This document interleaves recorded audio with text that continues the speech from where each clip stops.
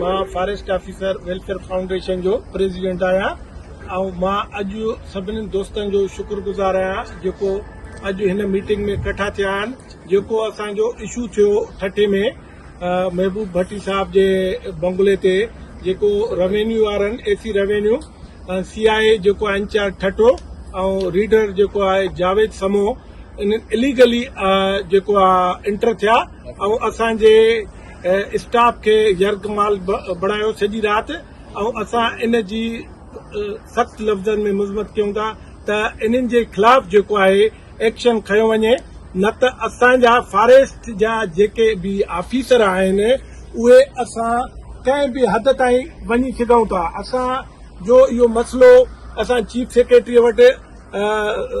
मोकिलियूं था, chief secretary वटि मोकिलियूं था, कमिश्नर जेको आहे हैदराबाद ऐं DC ठठे खे मोकिलियूं था त असांजो इहो मसइलो हल करे इन्हनि जे ख़िलाफ़ लीगल एक्शन खयो वञे। छो जो करे इहो कहिड़ो तरीक़ो आहे जे हिकिड़ो असांजो कंजर्वेटर वेठो आहे, ॿियो DFO वेठो आहे, को मसइलो मसाइला आहे त बाबा उन्हनि खे तव्हां ऑन बोर्ड वठो, उन्हनि खे लिखो त सही न, ईअं त हे चोर त कोन्हनि।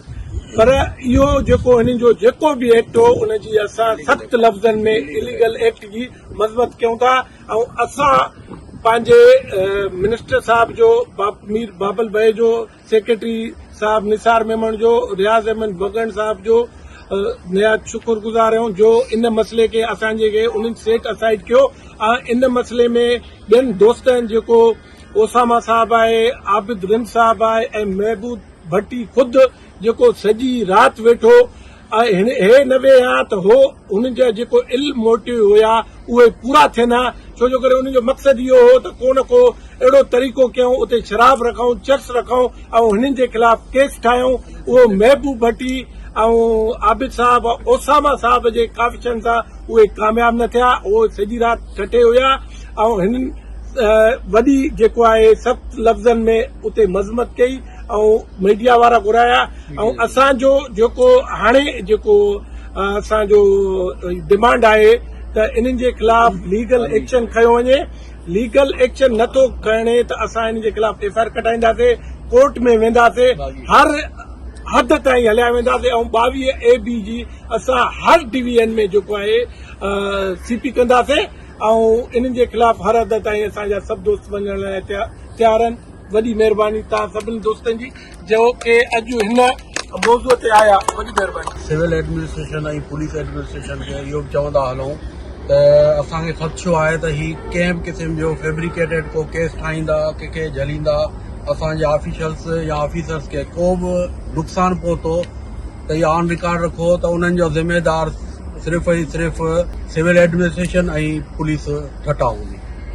बिल्कुल चेयरमैन साहब ऐं DFO साहब जीअं चयो असां उन शइ जी बिल्कुल हिमायत बि कयूं था ऐं इहो जेको बि लीगल एक्शन आहे उहो जल्दी थियणु खपे ऐं उनजी जेको बि फाइंडिंग्स आहिनि उहे असां सां शेयर थियणु खपनि, अदरवाइज़ न त सभु रस्ता खुलिया आहिनि पोइ इंशाल्लाह। मां हिन में हिकिड़ी अर्ज़ कंदुसि त इहो हिकिड़ो इलीगल एक्शन हुयो ऐं पाकिस्तान पैनल कोड में इहो पनिशेबल आहे त को बि माण्हू पंहिंजे ऑफिसर जे बंगले में या कंहिं आम सिविलियन जे बंगले में एंटर थिए विदाउट प्रायर परमिशन। ऐं तव्हांखे ॿुधाईंदो हलां त हिन शइ में सभिनि खां वधीक जेको किरदारु ख़राबु रहिया उहो डिस्ट्रिक्ट एडमिनिस्ट्रेशन रहियो आहे जंहिं हिन में इम्पार्शियल थी हुननि जेको आहे पंहिंजे ऑफिसर खे सपोर्ट कई आहे, जेको हिकिड़ी पर्सनल पंहिंजी विश ऐं विल खे ऐं पंहिंजे पर्सनल इंट्रस्ट जे करे हुन सॼो एक्शन खयो आहे। जंहिंजी असांखे रिपोर्ट मिली आहे त डिप्टी कमिश्नर साहब खे हिन बारे में का शइ ख़बर न हुई, DC साहब जेके हुन इस्लामाबाद में हुया, पर हुननि जे हिकिड़े 17 ग्रेड जे जेको आहे असिस्टेंट कमिश्नर एॾो पावरफुल आहे जेको पंहिंजे DC, पंहिंजे कमिश्नर ऐं पंहिंजे SSP जे पावर खे बि हू इंजॉय करे पियो। असां हिन ॻाल्हि जी पुरज़ोर मज़म्मत कयूं था त जेके ऑफिसर ॿियनि सूबनि मां असांजे सूबे में अचनि था उहे असांजे सूबे खे हिकिड़ो अहिड़ो सूबो सम्झनि था, असांजे ऑफिसर खे हू घटि सम्झनि था, हुनजे लेखे त हू जेके ॿाहिरां आया आहिनि उन्हनि खे फ्री हैंड मिलियल आहे त असांजे ऑफिसर जेकी चाहिनि ज्यादती कनि। असां हिन फोरम ते सभिनी सिंध गवर्नमेंट खे ख़ासि कर मां रिक्वेस्ट कंदुसि त प्लीज़ महिरबानी करे ॿाहिरि जे सूबनि मां आयल ऑफिसरनि खे कंट्रोल कयो वञे, जेके हिते अची असांजे सूबे जे असांजे सिंध जे ऑफिसर सां बदतमीज़ी कनि था, ज्यादती कनि था। हुनजे दिमाग़ में ॻाल्हि अलाए कंहिं वारे छॾी आहे त सिंध जा ऑफिसर नालाइक आहिनि या हुनजी को कैपेसिटी न आहे। असांजा सिंध जा ऑफिसर माशाल्लाह CS में बि टॉप कयो अथनि। असांजा सिंध जा ऑफिसर, असांजा डॉक्टर, असांजी सभु जेके पढ़ियल लिखियल हितां जी जेंट्री आहे उहा दुनिया में सर्व करे थी ऐं असां चाहींदासीं त महिरबानी करे ॿियनि सूबनि मां आयल ऑफिसर खे कंट्रोल कयो वञे ऐं हुननि खे महिरबानी करे हिनखे कंट्रोल करे उन्हनि खे इन क़ाबिल बणायो वञे त हू महिरबानी कनि ऐं पंहिंजे लीगल हदनि में रहनि। हिते मां रिक्वेस्ट कंदुसि त महिरबानी करे